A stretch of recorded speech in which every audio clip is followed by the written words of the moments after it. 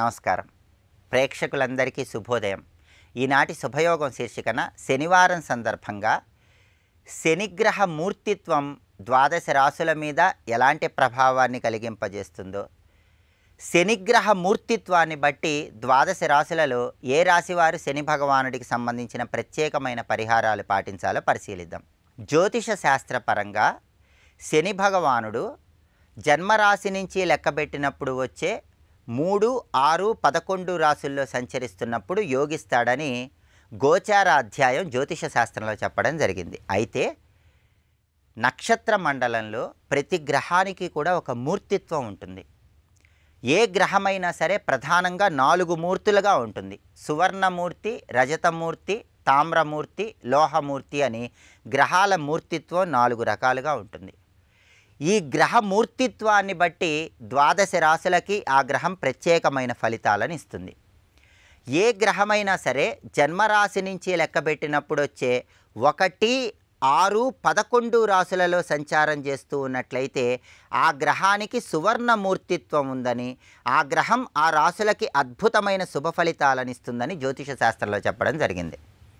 అలాగే ఏ గ్రహమైనా సరే జన్మరాశి నుంచి లెక్కబెట్టినప్పుడు వచ్చే 2, 5, 9 రాశుల్లో సంచారం చేస్తూ ఉన్నట్లయితే ఆ గ్రహానికి రజతమూర్తిత్వం ఉంటుందని, ఈ రజతమూర్తిత్వం ఉన్నప్పుడు కూడా ఆ రాశులకి గ్రహము శుభ ఫలితాలనే కలిగింపజేస్తుందని, అయితే సువర్ణమూర్తిత్వం కంటే కొంచెం తక్కువ శుభ ఫలితాలను కలిగింపజేస్తుందని జ్యోతిష శాస్త్రంలో గోచార అధ్యాయం మనకు తెలియజేస్తుంది. అలాగే జ్యోతిష శాస్త్రపరంగా ఏ గ్రహమైనా సరే జన్మరాశి నుంచి లెక్కబెట్టినప్పుడు 3, 7, 10 స్థానాలలో సంచారం చేస్తూ ఉన్నట్లయితే ఆ గ్రహానికి తామ్రమూర్తిత్వం ఉంటుందని, ఆ తామ్రమూర్తిత్వం అనేది ఆ రాశులకి వ్యతిరేక ఫలితాలను కలిగింపజేస్తుందని చెప్పడం జరిగింది. ఇక చివరగా ఏ గ్రహమైనా సరే జన్మరాశి నుంచి లెక్కబెట్టినప్పుడు 4, 8, 12 రాశుల్లో సంచరిస్తూ ఉన్నట్లయితే ఆ గ్రహానికి నక్షత్ర మండలంలో లోహమూర్తిత్వం ఉంటుందని, లోహమూర్తిత్వం ఉన్నప్పుడు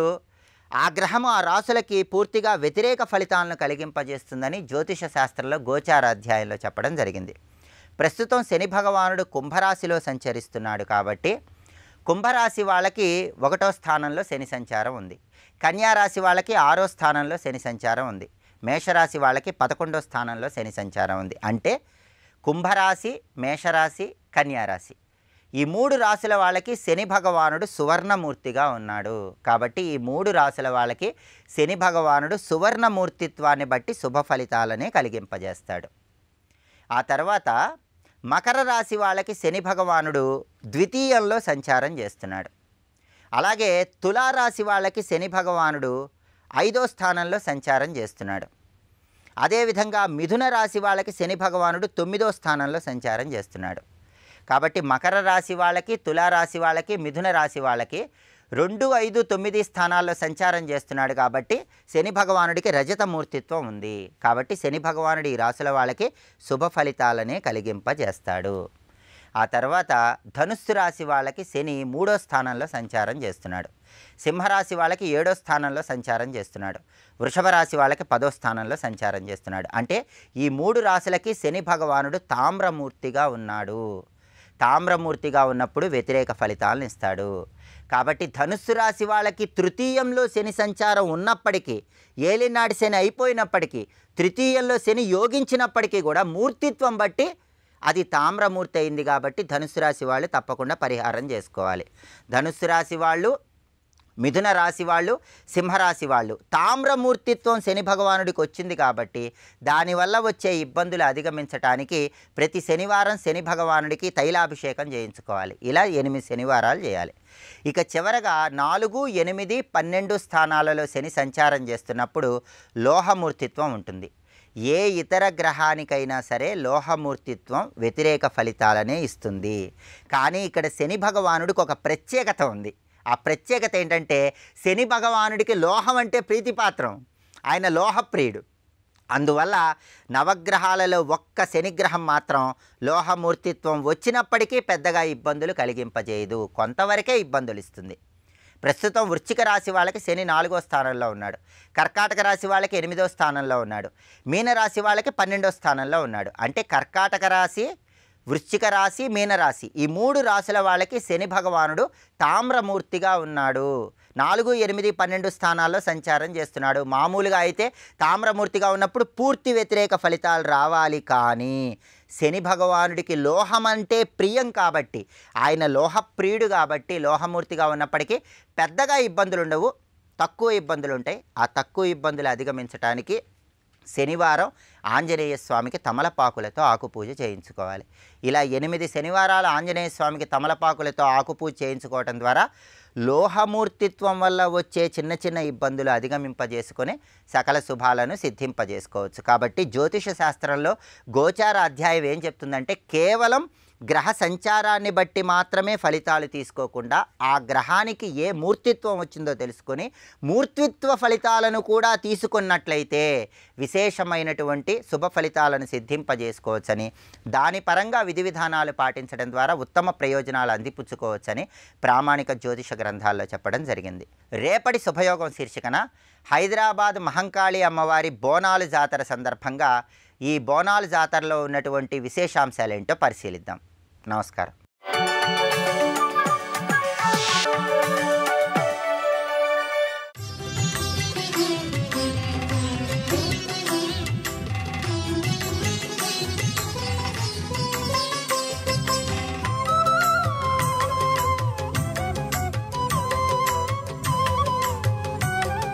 వేదధర్మానికి దెబ్బ తగులుతున్న కాలంలో మహానుభావుడు ఆవిర్భవించి వేదధర్మాన్ని రక్షించాడు.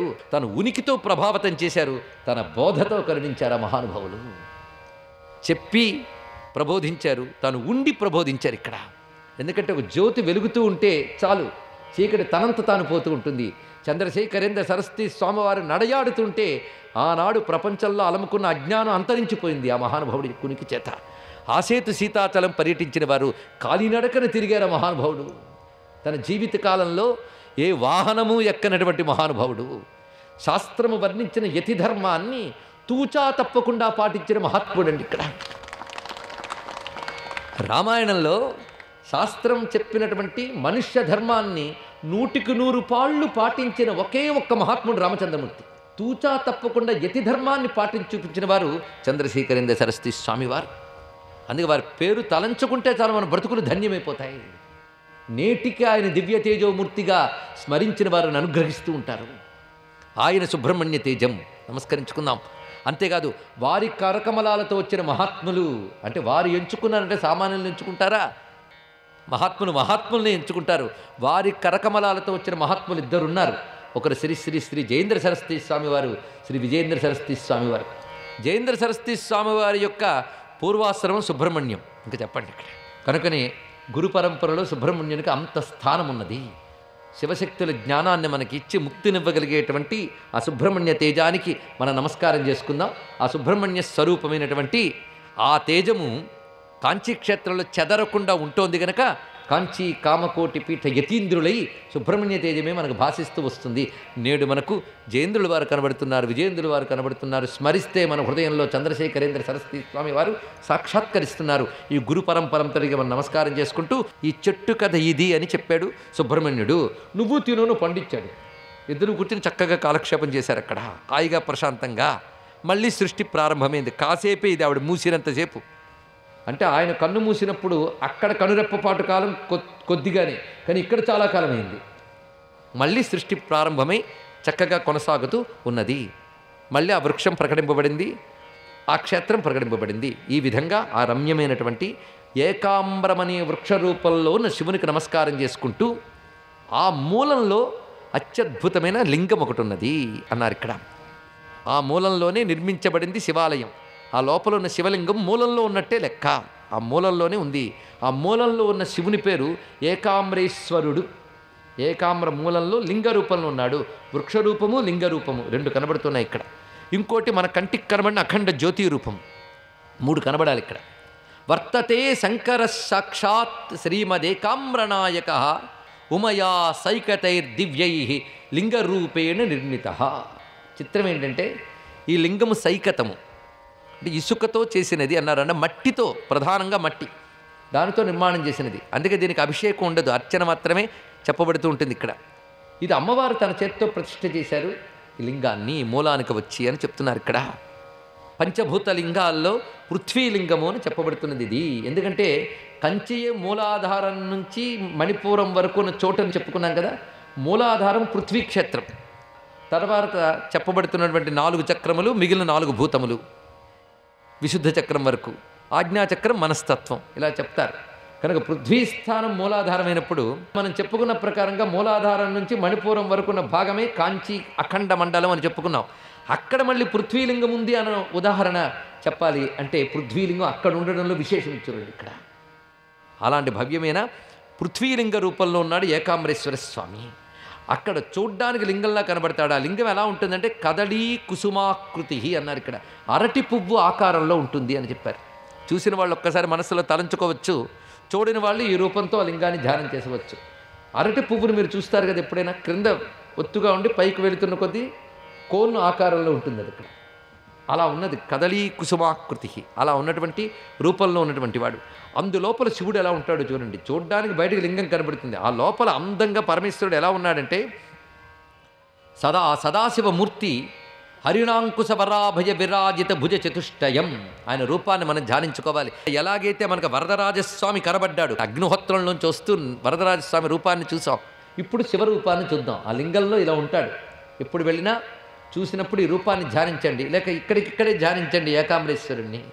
ఇక్కడ తలంచుకుంటే ఇక్కడికే కాంచి వస్తుందని చెప్పుకున్నాం కదా.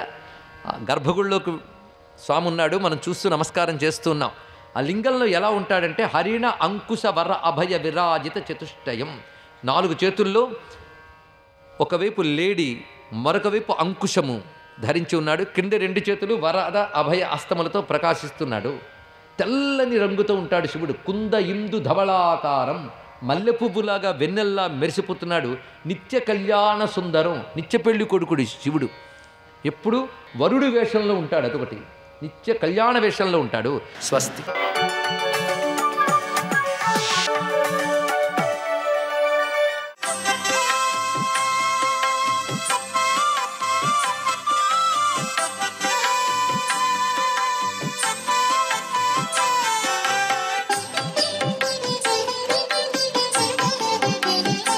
ఓం నమో నారాయణాయ, ఓం నమశివాయ, శ్రీమాత్రే నమః. శనివారం అనగానే కలియుగవాసుడైన వెంకటేశ్వర స్వామి యొక్క దివ్యతత్వం మనకి కనుల నిండా గోచరిస్తుంది. సహసిద్ధంగా కలియుగవాసుని యొక్క అనుగ్రహం లేనిదే ఒక్క అడుగు కూడా మనం ముందుకు వేయలేం.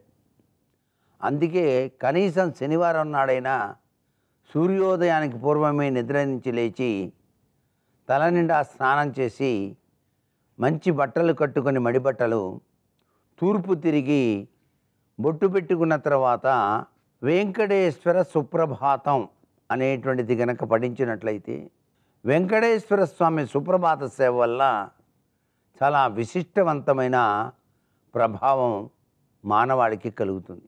ఎప్పుడూ సుప్రభాతం నుంచోనే చదువుకోవాలి, కూర్చొని చదవరాదు అని శాస్త్రం. అందుకే వెంకటేశ్వరుని దేవాలయం దగ్గరికి వెళ్ళినప్పుడు కూడా అక్కడ నుంచోనే అక్కడున్న వేద పండితులందరూ కూడాను సుప్రభాత సేవ చేస్తారు. స్వామి నిద్ర నుంచి మేలుకోవలసిందని. స్వామి నిద్రపోతాడా? పోడు. కానీ మన భావనా చాతుర్యం అది. కౌసల్యా సుప్రజా రామా పూర్వా సంఖ్యా ప్రవర్తతే అంటూ సాక్షాత్తు ఆ యొక్క శ్రీరామచంద్రమూర్తి వారిని నిద్ర నుంచి కనులు తెరిచే విధంగా చేసినటువంటి ఆ బ్రహ్మర్షి తత్వం మనం గుర్తుపెట్టుకోవాలి. ఇక్కడ కలియుగవాసిని మనం ధ్యానం చేసేటప్పుడు కూడా. అలాగే వెంకటేశ్వరుని దీపారాధన అని చెప్పేసి మనం ఆవు నేతితో అఖండ దీపాన్ని గనక శనివారం నాడు ఉదయం నుంచి మరునాడు తెల్లవారేంత వరకు కూడా ఉంచే విధంగా చేసేటువంటి తీరు అద్వితీయమైనటువంటి ప్రభావాన్ని ఇస్తుంది. ఇది గృహంలో మనం పాడిస్తూ ఉంటాం సహజసిద్ధంగా. ఒక దివ్యవంతమైనటువంటి అభీష్టాన్ని కోరుకొని అది చక్కటి అభీష్టంగా ఉండాలి తప్ప 10 మందికి మేలు చేసే అభీష్టం అయితే చాలా మంచిది. అటువంటి అభీష్ట తత్వంలో గనక ఆ యొక్క అఖండ దీపాన్ని గనక ఇంటిలో వెలిగించి స్వామివారికి వలసినటువంటి నైవేద్యం తీపి పదార్థాలు, చక్కెర పొంగలి, లడ్డూలు, ఇవి పదార్థాలుగా స్వామివారికి మనస్ఫూర్తిగా నైవేద్యం సమర్పించి, నువ్వు ఇచ్చిన ప్రసాదమే తండ్రి, నీకే నైవేద్యం దేవా అని మనసులో అనుకుంటూ 10 మందికి పంచాలి. ఇలా గనక కొన్ని శనివారాలు గనక చేసినట్లయితే ఎవరికి మనసుకు తోచినట్టు విధంగా వాళ్ళు అలా గనక చేస్తే మీ మనసులో ఉన్న అభీష్టాలు నెరవేరుతాయి. సర్వే జనా సుఖినో భవంతు.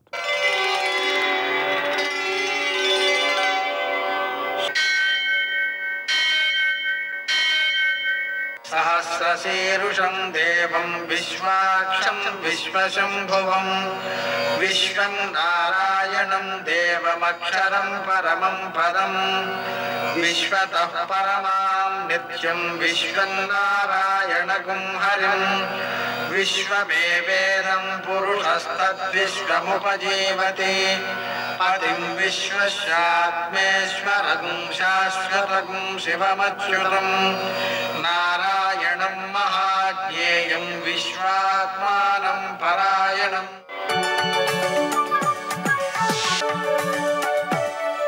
సూర్యశౌర్యమథేందురింద్రపదవీ సన్మంగళం మంగళం. పద్మావతీ ప్రణయలాలితముగ్ధదేహ శ్రీవేంకటేశరణమోచనమస్తు మహ్యం. నేటి కాలమాన విశిష్టాలను గమనిద్దాం. స్వస్తి శ్రీ చాంద్రమాన క్రోధినామ సంవత్సరం దక్షిణాయనం, గ్రీష్మ ఋతువు ఆషాఢమాసం, కృష్ణపక్షం శనివారం. సూర్యోదయం 5:57, సూర్యాస్తమయం 6:48. తిథి సప్తమి రాత్రి 9:21 వరకు, నక్షత్రం రేవతి మధ్యాహ్నం 1:01 వరకు, వర్జం లేదు. దుర్ముహూర్తం ఉదయం 5:57 నుంచి 7:40 వరకు, అమృతకాలం ఉదయం 10:46 నుంచి 12:16 వరకు, మరల తెల్లవారుజామున 4:58 ప్రారంభం. రాహుకాలం శనివారం కాబట్టి ఉదయం 9 నుంచి 10:30 వరకు, అష్టకవర్గ రీత్యా శుభప్రదమైన సమయం ఉదయం 8:10 నేటి విశేషం శనివారం, ప్రదోషం కూడా. శనివారం కాబట్టి కేజీంపావు నువ్వుల నూనెతో శివునికి అభిషేకం చేసి దాంట్లో పసుపు కలిపి ఆవులకు రాయడం, 1 కేజీ నల్ల నువ్వులతో పూజ చేసి వాటిని ఆవులకు పెట్టడం, వెంకటేశ్వర దీపారాధన, అలాగనే హనుమంతునికి సింధూర పూజ లేక ఆకు పూజ చేసి అప్పాలు నివేదన చేసి 21 ప్రదక్షిణాలు చేసి 21 సారి హనుమాన్ చాలీసా పారాయణ చేయడం ద్వారా సకల గ్రహ దోషాలు నివారించబడతాయి. ప్రదోషం కూడా ఉన్నందువలన సూర్యాస్తమయం నుంచి 1:12 సమయంలో శివునికి నువ్వులతో పూజ చేయడం అనేటువంటిది సకల పాప పరిహారకం. నేటి ఆణిముత్యాలు.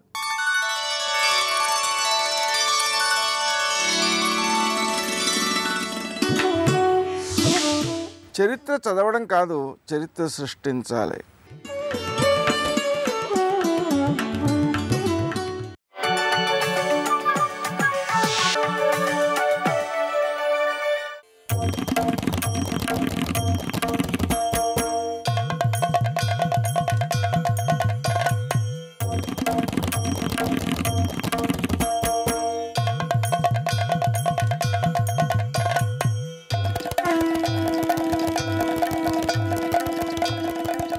ఆ పద్మములు వికసిస్తాయి సూర్యోదయానికి, రాత్రి అయితే ముడుచుకుపోతాయి. అమ్మవారి పాదపద్మములు అంటాం. అమ్మవారి పాదపద్మాలు సూర్యోదయానికి పాదాలు కనబడి రాత్రి అయ్యేటప్పటికీ నీరసంగా ఇలా ముడుచుకుపోతాయా? ముడుచుకుపోవు. పైగా పద్మంలో లక్ష్మీదేవి కూర్చోడానికి అది ఆధారమైందంతే. కానీ అమ్మవారి పాదపద్మాలు హిమగిరి నివాసైక చతురౌ, మంచుకొండ మీద తిరుగుతుంది ఆ తల్లి. ఆమె మంచుకొండ చూలి, అందుకే హైమవతి అని పేరు. హైమవతి అంటే బంగారు రంగు కలిగినది అని ఒక అర్థం. ఆ తల్లి హైమవతి కనుక హిమవత్ పర్వతం మీద తిరుగాడుతూ ఉంటుంది. ఆ మంచు పర్వతం మీద తిరిగినా ఆమె పాదములు సొక్కిపోవు, తిరగడానికి అలవాటు పడ్డాయి. పద్మం తిరుగుతుందా? పద్మం మంచు మీద తట్టుకోగలదా? ఎక్కడ తట్టుకుంటుంది? కాబట్టి హిమగిరి నివాసైక చతురౌ నిశాయాం నిద్రాణం నిశచరమ భాగే చ విశదౌ. రాత్రి అయితే ముడుచుకుపోతాయి పద్మాలు, తెల్లవారితే వికసిస్తాయి. అమ్మవారి పాదాలు రాత్రి లేదు, పగలు లేదు, అర్ధరాత్రి లేదు, ఎప్పుడైనా సరే అమ్మా అని ఒక్కసారి పిలిస్తే చాలు పలకడానికి ఆవిడ సిద్ధంగా ఉంటుంది. నేను ఈ విషయాన్ని పరమ రూఢంగా అనుభవంతో చెప్తున్నాను. ఆపదలో అమ్మా అని ఒక్క కేక వేస్తే చాలు రక్షించడానికి ఆవిడ సర్వకాలములో ఎందు సిద్ధంగా ఉంటుంది. కానీ పద్మాలు రాత్రివేళ పిలిస్తే పలుకుతాయా? ముడుచుకుపోయి ఉంటాయి. కాబట్టి పైగా వాటి యందు లక్ష్మి స్థానం కూర్చుంటుందంతే. అమ్మవారి పాదములలోంచి ఆ సమయాచార తత్పరులైనటువంటి వాళ్ళకి ఐశ్వర్యాన్ని సృష్టిస్తుంది ఆవిడ. అందుకే ఇందులో ఉపాసన రహస్యం ఒకటి ఉంటుంది. అమ్మవారి పాదముల యొక్క జంట కళ్ళు మూసుకున్నప్పుడు చూడగలిగినటువంటి ధ్యాన శక్తి పొందాడు అనుకోండి ఒక ఆయన కళ్ళు మూసుకుంటే అమ్మవారు కట్టుకున్నటువంటి పట్టుబట్ట యొక్క అంచు, అమ్మవారి పాదానికి ఉన్న చీలమండ, ఆవిడ పాదానికి పెట్టుకున్న మంజీరం, దానికి పెట్టినటువంటి అందమైనటువంటి చిరుగంటలు, ఆ వేళ్ళు, ఆ బొటన వేలు పక్కనున్న వేళ్లకి పెట్టినటువంటి బంగారు మట్టెలు, ఆ పాదముల మీద పూజ చేయబడినటువంటి పువ్వులు, ఆ అమ్మవారి వేళ్ల చివరి భాగాలు చిన్నతనంలో పడిశం పడితే అమ్మ కర్పూరం బియ్యం మూట కట్టి ముక్కు దగ్గర పెట్టినట్టు చిన్న చిన్న పూల చివరి భాగంలో తగిలేటట్టుగా ఇలా ఆ వేళ్ళు పాదాలవి నుదురికి తగులుతుంటే మెత్తగా తగిలేటట్టు బాలచంద్రుడిలా ఉన్న గోళ్ళు, ఆమె పాదములకు అలంకరింపబడిన పసుపు, దాని మీద అలంకారం చెయ్యబడిన లత్తుక, ఆ పూజ చెయ్యబడిన పువ్వులు, కళ్ళు మూసుకునేటప్పటికీ వెంటనే మనసు స్మరించి చూపించగలిగిన శక్తి పొందాడు అనుకోండి. అలా ఎవరైనా ఉపాసనలో అమ్మవారి పాదములను చూడగలిగిన శక్తి పొందితే ఆయన సంకల్పం చెయ్యాలి తప్ప ఆయన అనుభవించని ఐశ్వర్యం ఉండదు. ఆయన సంకల్పం చేయకపోయినా లోకంలో రాజాధిరాజులు అనుభవించేటటువంటి ఐశ్వర్యాలు కూడా అనుభవింపజేస్తుంది. సరస్వతీ కటాక్షం ఉన్న వాళ్ళు అనుభవించలా? అల్లసాని పెద్దనగారు చెప్పుకోలా?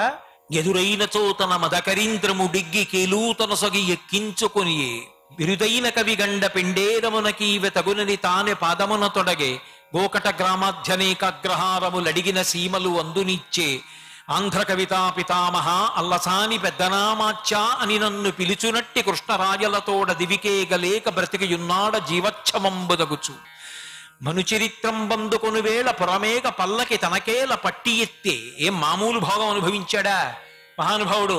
రాయలవారు భద్రగజం మీద వెళ్ళిపోతుంటే అల్లసాని పెద్దనగారు రహదారి పక్కన కనబడితే ఓ పెద్దనామాత్య అని పిలిచి కిందకి దిగి మదగజం మించి చెయ్యిచ్చి పైకెక్కించి కూర్చోపెట్టి తాను ఎక్కి కూర్చొని ముచ్చట్లాడుతూ వెళ్ళేవాడు రాచవీధిలో. ఎదురైన చోతన మదకరీంద్రము డిగ్గి కేలూతనొసగి ఎక్కించుకొని మనుచరిత్రం వందుకొని వేళ పురమేగ పల్లకి తనకేల పట్టి ఎత్తే. నేను మనుచరిత్ర వ్రాసి అంకితం ఇస్తే కృష్ణదేవరాయల వారు అంకితం పుచ్చుకున్నప్పుడు పల్లకీలో నన్ను కూర్చోపెట్టి తన భుజం మీద నా పల్లకి మోశాడు మహానుభావుడు. కాబట్టి బిరుదైన కవి గండ పెండేరమునకీవె తగునని తానే పాదమున తొడగే. గండ పెండేరం వేస్తానయా నీకన్నా అర్హుడెవరని చెప్పి ఆంధ్ర కవితా పితామహ సర్వతోముఖంక పంకజాక్షపాదాంబుజాధీన మానసిందిందిరనందవరవర వంశోత్తంశ శతకోపతాప ప్రసాదాలితా సాలిత కవితామసల్లికల్లసాని చొక్కయా మాత్ర పుత్ర పెద్దనార్య ప్రణీతంబైన స్వారోచిషమను సంభవం బల మహాప్రబంధంబు అని రాసుకున్నాడు. ఆ ఎడమకాలుకి గండపెండేరం వేశాడు పాదం పట్టుకుని. కాబట్టి బిరుదైన కవి గండ పెండేరమునకీవె తగునని తానే పాదమున తొడగే గోకట గ్రామాధ్యనేకాగ్రహారములడిగిన సీమలు అందునిచ్చే. 1, 2 కాదు, ఎన్ని అగ్రహారాలు, ఎన్ని ఊళ్ళిచ్చాడు. ఆంధ్ర కవితా పితామహ అని నన్ను పిలుచునట్టి. ఎక్కడది ఐశ్వర్యం అంటే కన్నులు మూసుకున్నప్పుడు అమ్మవారి పాద పద్మముల జంట ఎవరు చూడగలడో అటువంటి ధ్యానశక్తి నిలబడగలిగితే వాడు అనుభవించలేని ఐశ్వర్యం ఉండదు. సర్వం శ్రీ ఉమామహేశ్వర పరబ్రహ్మార్పణమస్తు. స్వస్తి.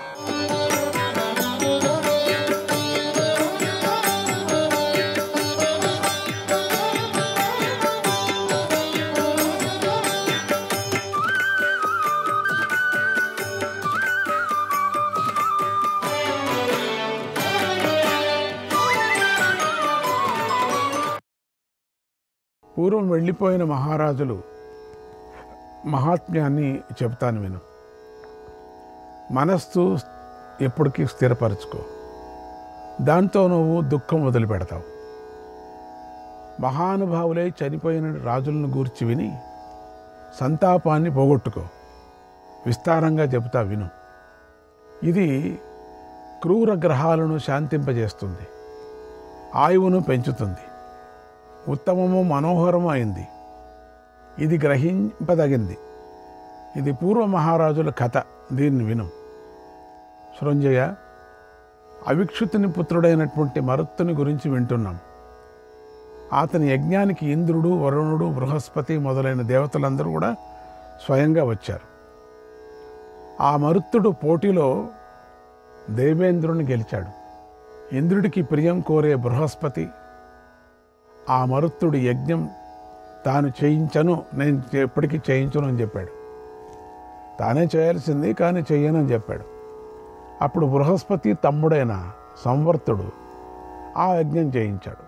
తమ్ముడి దగ్గరికి వెళ్ళి అడిగారు, తమ్ముడు చేయించాడు. రాజోత్తమ, ఆ మహారాజ పాలనలో భూమి దున్నకపోయినా పంటలు పండేవి. భూమి నిండా యజ్ఞశాలలు పంక్తులు పంక్తులుగా ఉండేవి. మరుత్తుని యజ్ఞంలో విశ్వే దేవతలు, మరుద్గణాలు సభాసదులై అతని చుట్టూ కూర్చున్నారు కూడా. మరుత్తుని యజ్ఞంలో మరుద్గణాలు సోమపానం చేశారు. అతడికిచ్చిన దక్షిణలు దేవతలు, మానవులు, గంధర్వులు మోసుకొని పోలేకపోయారు. అంత దక్షిణ ఇచ్చాడు. అన్ని దక్షిణలు ఇచ్చాడు అతడు. ఒకటి ధర్మము, జ్ఞానము, వైరాగ్యము, ఐశ్వర్యము అనే 4 భద్రాలు అతని నీకంటే ఎక్కువగానే ఉన్నాయి. అయినా ఆ రాజు చనిపోయాడు. అంత యజ్ఞం చేసి దేవతలందరూ ఆ యజ్ఞానికి వచ్చి కూర్చునేవాళ్ళు. ఆయన రాజ్యంలో భూమి దున్నకనే ఏ పంట కావాలన్నా ఆ పంట పండేది. అటువంటి రాజే చనిపోయాడు. నీ కొడుకు కంటే అతడు చాలా పుణ్యం చేశాడు. అందుచేత నీ పుత్రుని గురించి పరితపించుకో. సృంజయ, 4 భద్రాల్లోనూ నిన్ను మించినవాడు నీ కుమారుని కంటే మిక్కిలి పుణ్యం గల అంగుడే మరణించాడంటే నీ కుమారుని గురించి నువ్వు విచారించడం ఎందుకు? విచారించుకో. సృంజయ, ఉషీనరుని పుత్రుడైన శిపి చక్రవర్తి కూడా మరణించాడు. అతడు ఈ భూమిని అంతటినీ చర్మంలాగా కప్పివేసినవాడు. పెద్ద రథఘోషతో భూమి అంతా ప్రతిధ్వనింపజేస్తూ ఒకే రథంతో భూమిని అంతటినీ జయించి ఏకఛత్రంగా పరిపాలించాడు. అడవి పశువులతో పాటు తన గోవులను, గుర్రాలను అన్నిటినీ యజ్ఞంలో ఇచ్చేశాడు. అతని భారం మోసేవాడు. మరొకడు లేడని ప్రజాపతి అనుకునేవాడు. అటువంటి శ్రమజీవి సృంజయ. శిబి రాజర్షి ఇంద్రునితో సమానమైన విక్రయం గలవాడు. అతనిని మించిన రాజు పుట్టబోడు. నీ కొడుకు అలా దక్షిణాలు ఇవ్వలేదు, దక్షిణాలు కూడా యజ్ఞాలు చేయలేదు.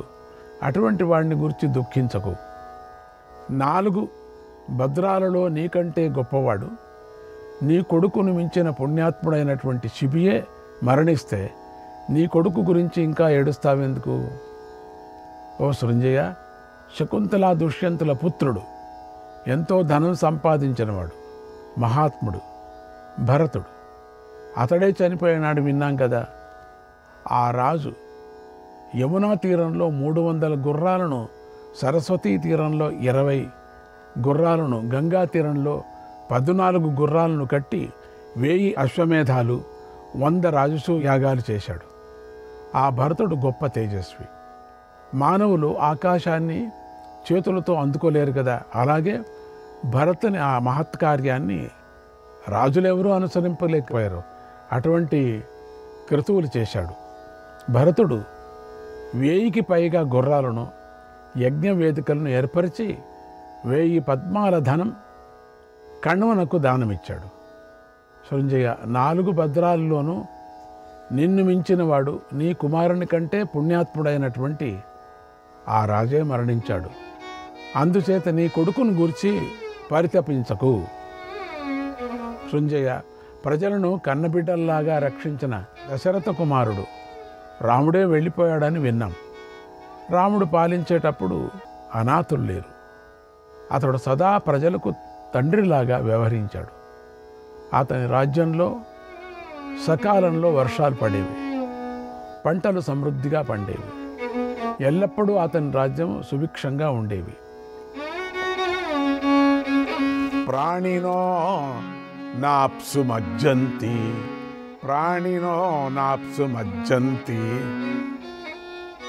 నాణ్యథా పావకో దహత్, నాణ్యథా పావకో దహత్, రుజా భయం న తత్రాసీత్, రుజా భయం న తత్రాసీత్, రామే రాజ్యం ప్రశాసతి, రామే రాజ్యం ప్రశాసతి. రాముడు రాజ్యం చేస్తున్నప్పుడు ప్రాణులు నీటిలో మునిగి చనిపోలేదు, అగ్నిలో పడి చనిపోయిన వారు లేరు, రోగ భయం లేదు. రాముడు రాజ్యం చేస్తున్నప్పుడు స్త్రీలు పురుషులు రోగరహితులై కోరికలు తీరి 1000 సంవత్సరాలు జీవించారు. రాముడు రాజ్యం చేస్తున్నప్పుడు స్త్రీలకు కూడా వివాదం ఏర్పడేది కాదు. ఇక పురుషులకు వివాదం ఎక్కడిది? ప్రజలంతా నిత్యము ధర్మపరులై ఉండేవారు. సంతుష్ట సర్వసిద్ధార్థాగ, సంతుష్ట సర్వసిద్ధార్థాగ, నిర్భయా స్వైర చారిణక, నరాసత్య వ్రతాశ్చాసన్, నరాసత్య వ్రతాశ్చాసన్, రామే రాజ్యం ప్రశాసతి, రామే రాజ్యం ప్రశాసతి. రాముడు రాజ్యం చేస్తున్నప్పుడు ప్రజలందరూ సంతృప్తితో కోరికలు తీరి సత్యవ్రతులై నిర్భయంగా స్వేచ్ఛగా తిరిగేవారు. రాముడు రాజ్యం చేస్తున్నప్పుడు వృక్షాలు సర్వకాలాల్లోనూ పుష్పాలతో పండ్లతోనూ ఏ ఉపద్రవాలు లేకుండా పెరిగాయి. ఆవులన్నీ కుండల కొద్దీ పాలిచ్చేవి. మహాతపస్వి అయినటువంటి రాముడు 14 సంవత్సరాలు వనవాసం చేశాడు. అందరూ ప్రశంసేటట్లు అడ్డు లేకోకుండా 10 అశ్వమేధ యాగాలు చేశాడు. రాముడు నీలవర్ణపు శరీరము, ఎర్రని కన్నులు గల యువకుడు, ఆజానుబాహువు, అందమైన ముఖం, సింహమూపు మూపు వంటి మూపు, పొడవైన చేతులు కలిగినటువంటి రాముడు 11,000 సంవత్సరాలు అయోధ్యకు అధిపతి అయి రాజ్యం చేశాడు. 4 భద్రాలలోనూ నీకంటే అధికుడై నీ కొడుకును మించిన పుణ్యాత్ముడనైన రాముడే వెళ్ళిపోయాడు. ఇక నీవు నీ పుత్రుని గూర్చి శోకింపకు. సోంజయ, భగీరథుడు కూడా చనిపోయాడని మనం విన్నాం కదా. అతడు చేసిన యజ్ఞంలో ఇంద్రుడు సోమపానం చేశాడు. 1000 కొద్ది రాక్షసులను తన భుజశక్తులతో గెలిచాడు.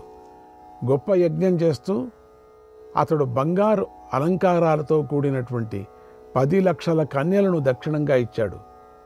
కన్యలంతా రథాలపై వెళ్ళారు. ఒక్కొక్క రథానికి 4 గుర్రాలున్నాయి. ఒక్కొక్క రథానికి పద్మాలు, బంగారు హారాలు గల 100 ఏనుగులు ఉన్నాయి. ఒక్కొక్క ఏనుగు వెనక 1000 గుర్రాలు వెళ్ళాయి. ఒక్కొక్క గుర్రానికి 1000 గోవులు, ఒక్కొక్క ఆవుకు 1000 మేకలు వెంట నడిచాయి. అతని ఒడిలో పూర్వం గంగ కూర్చుంది. అందుచేత ఆ గంగ భాగీరథి అయ్యింది, ఊర్వశి కూడా అయ్యింది. యజ్ఞాలు చేస్తూ భూరి దక్షిణలిచ్చే భగీరథునికి 3 లోకాల్లో ప్రవహించిన గంగాదేవి భగీరథుని కూతురైంది. సృంజయ, 4 భద్రాలలో నీకంటే అధికుడు, నీ పుత్రుని కంటే పుణ్యాత్ముడైన అతడు కూడా మరణించాడు. కనుక నీవు నీ కొడుకును గురించి శోకించకు. సృంజయ, మహాత్ముడైన దిలీపుని గురించి విన్నాం. అతని ఘనకార్యాలను విప్రులు చెప్పుకుంటారు. అతడు చనిపోయాడు. అతడు ధనంతో నిండిన భూమినంతటినీ శుద్ధ మనస్సుతో మహాయజ్ఞంలో బ్రాహ్మణులకు దానం చేశాడు. అతడు చేసిన ప్రతి యజ్ఞంలోనూ పురోహితులకు బంగారంతో అలంకరింపబడిన 1000 ఏనుగులను దక్షిణగా ఇచ్చాడు. అతని యజ్ఞంలో పెద్ద బంగారపు యూపస్తంభం కాంతులతో ఉండేది. అంటే ఇవన్నీ వేర్వేరే యుగ కాలాల్లో జరిగాయి. ఒకే కాలంలోగా జరిగింది, వేర్వేరే కాలాల్లో జరిగాయి. ఇంద్రాది దేవతలు అతనికి పనులు చేసి పెడుతూ ఆశ్రయించి ఉండేవారు. బంగారు యూపస్తంభానికి పైన గుండ్రంగా 6 మంది దేవగంధర్వులు నృత్యం చేశారు.